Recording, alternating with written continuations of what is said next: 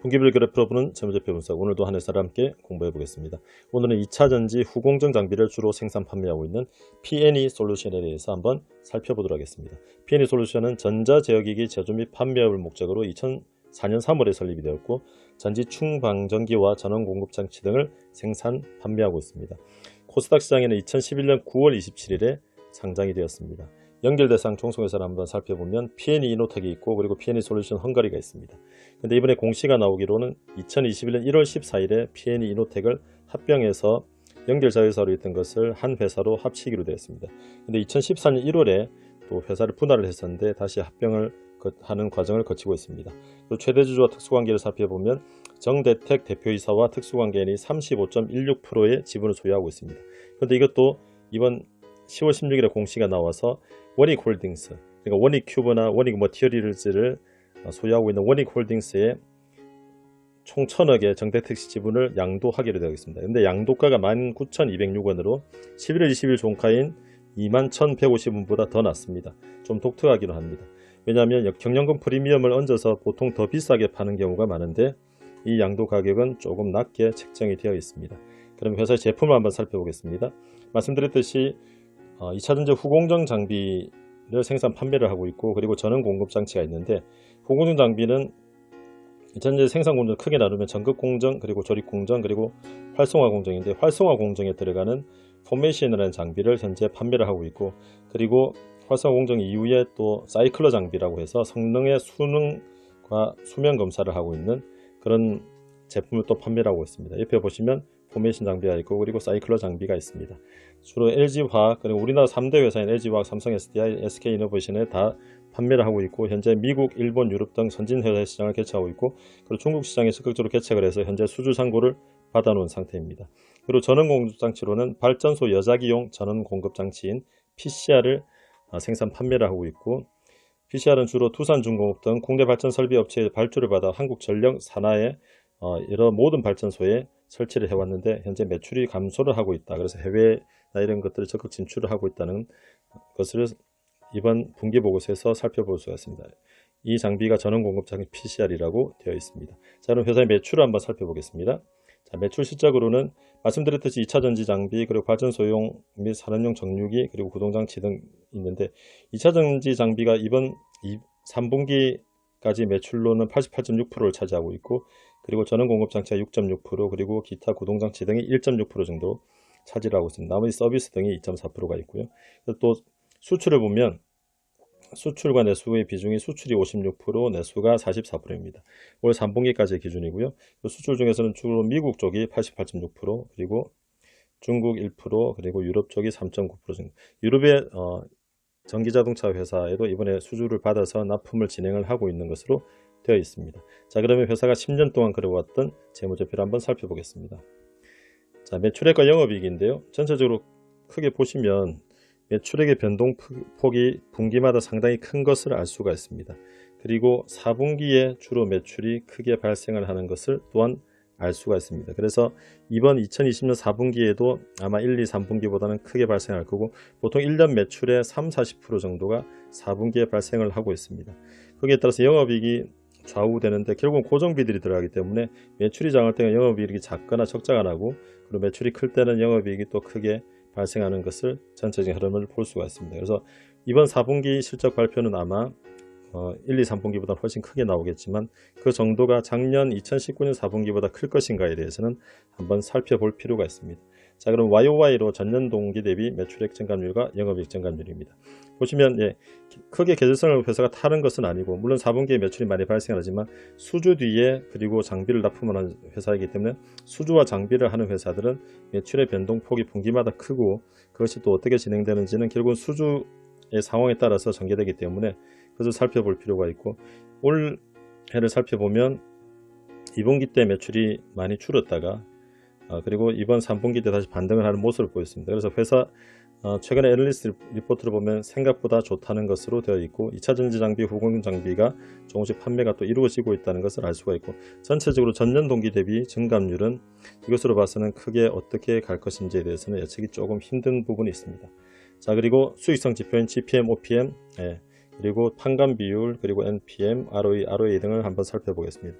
앞에서 계속 말씀을 드리지만 수주와 그리고 장비를 납품하는 회사이기 때문에 매출이 변동이 크고 그 매출 변동폭에 따라서 매출 총이익률이 좀 또 차이가 생깁니다. 그래서 최근 올해 2, 3분기는 좀 비슷하긴 하지만 현재 매출의 총이익률이 한 29% 정도 형성이 되고 있고, 그리고 매출이 적을 때는 보정비인 판관 비율이 높아지는 그런 상황, 그리고 매출이 이제 높을 때는 또 판관 비율이 낮아지는 그런 것들을 계속 보이고 있습니다. 거기 결국은 이제 GPM 빼기 판관 비율이 OPM이기 때문에 OPM도 크게 변동이 있고, 올 3분기까지는 최근 4분기 합산이 17.7% 정도 나타나고 있어서 크게 낮은 편은 아닙니다. 그리고 ROE와 ROA가 이 정도인데요.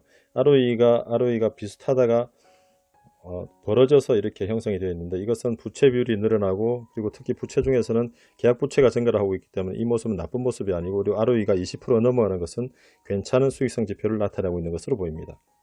이것은 듀퐁 분석이라고 해서 ROE를 매출의 순이익률과 그리고 총자산 회전율, 부채 비율을 세 가지로 분해를 해서 볼 수 있는데, ROE가 어떤 부분이 영향을 미치고 거기에 따라 좌우되는지를 한번 살펴볼 수가 있습니다. 전체적으로 보시면 ROE가 2005, 6년 전보다는 크게 조금씩 증가를 해서 21.9%까지 와 있고, 초기에는 매출액 순이익률이 많은 영향을 미쳤지만 그 이후에 벌어진 것이 결국은 부채 비율이 높아지면서 ROE가 또 매출액 순이익률보다 더 증가를 했고, 그리고 전체적으로도 총자산 회전율도 조금씩 증가를 해서 ROE가 많이 증가를 해서 현재 올라와 있는 상태입니다. 그래서 자산 대비 매출액이 많이 또 증가를 하고 있고, 부채 비율이 늘어나서 또 ROE가 증가를 한 것을 살펴볼 수가 있습니다. 자, 그리고 자산총계, 부채총계, 자본총계, 시가총액입니다. 자, 보시면 최근에 주가 많이 올라서 11월 20일 종가 기준으로 3,134억의 시총을 보이고 있습니다. 그리고 자본총계는 979억으로 이걸 따져보면 PBR이 한 3이 넘어갈 것 같습니다. 그렇죠? 그리고 앞에서 말씀드렸듯이 부채가 조금씩 계속 증가를 했고, 그 부채는 2018년 2분기 때 12억 BW 발행한 것이 있고, 그리고 계약 부채, 그러니까 선수금이 먼저 들어와서 부채가 증가를 한 것을 볼 수 있습니다. 그래서 선수금이 들어와서 다시 매출이 일어나고 하는 구조로 조금은 좋게 진행되는 부채인 것을 알 수가 있습니다.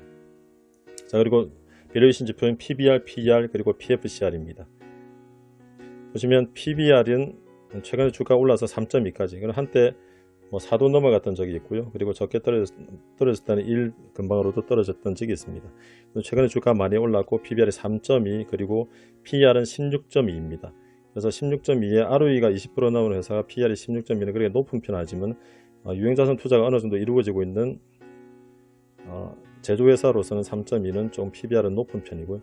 그리고 PFCR, 프리캐시 플로우에 대한 시가총액을 보면 크게 생략된 부분이 많고 변동이 된 것을 보면 회사가 유형자산 투자나 여러가지 등으로 인해서 PFCR이 변동이 심하다는 것을 알 수가 있습니다.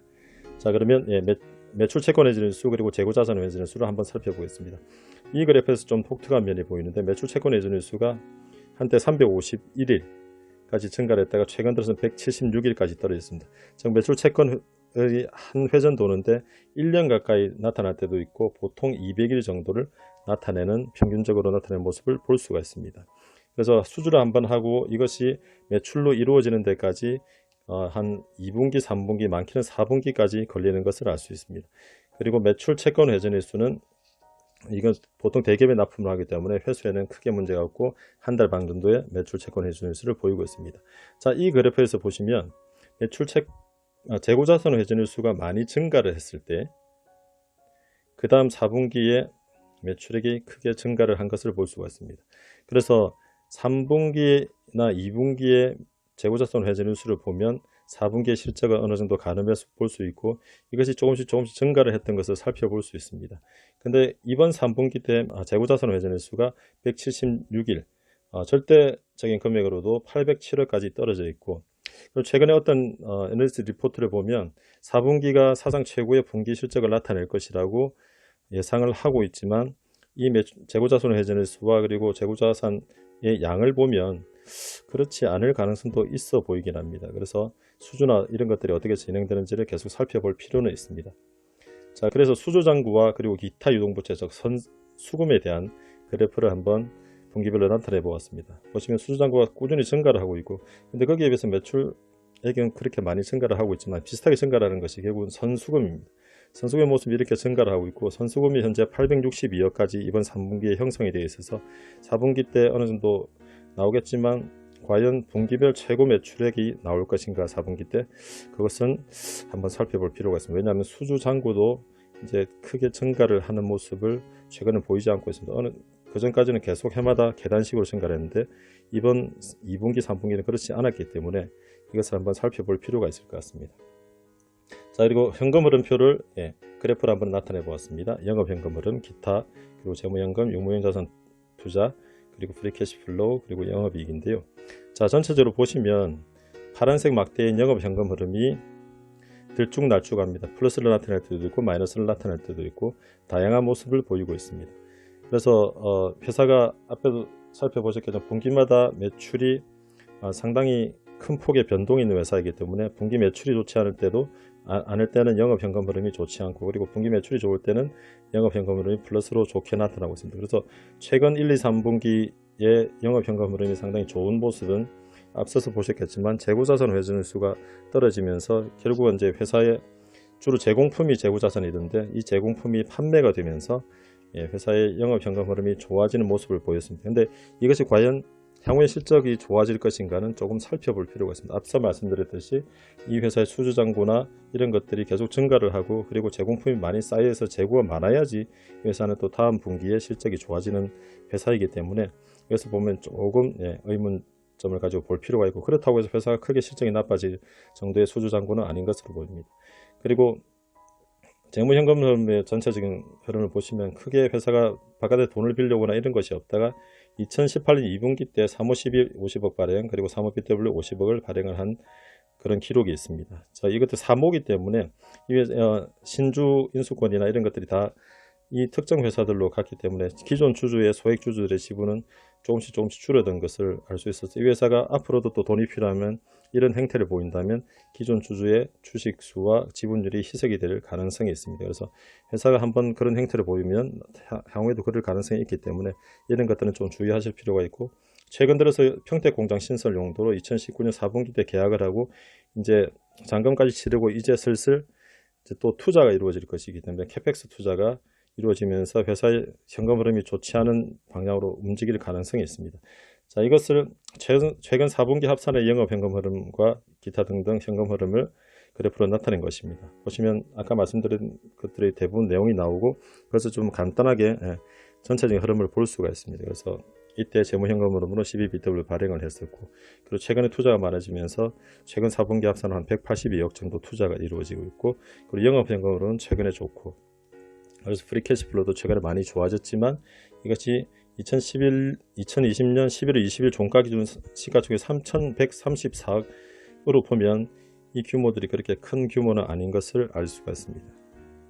그래서 전체적으로 회사의 매출이 상당히 큰 폭으로 변동이 생기는 수주를 하는 회사고 그리고 장비를 납품하는 회사이고 그래서 얼마나 경쟁력이 있는가 그리고 세계시장으로 진출을 한 것이 하려고 하는 노력이 향후에 어떤 결실을 맺을 것인가 그리고 수주잔고가 어떻게 진행될 것인가 이런 것들을 한번 살펴보시면서 투자에 참고를 하시면 될 것 같습니다. 이상으로 P&E 솔루션에 대한 분석을 마치겠습니다. 감사합니다. 영상이 유익하셨다면 구독, 좋아요, 알림 설정 부탁드립니다.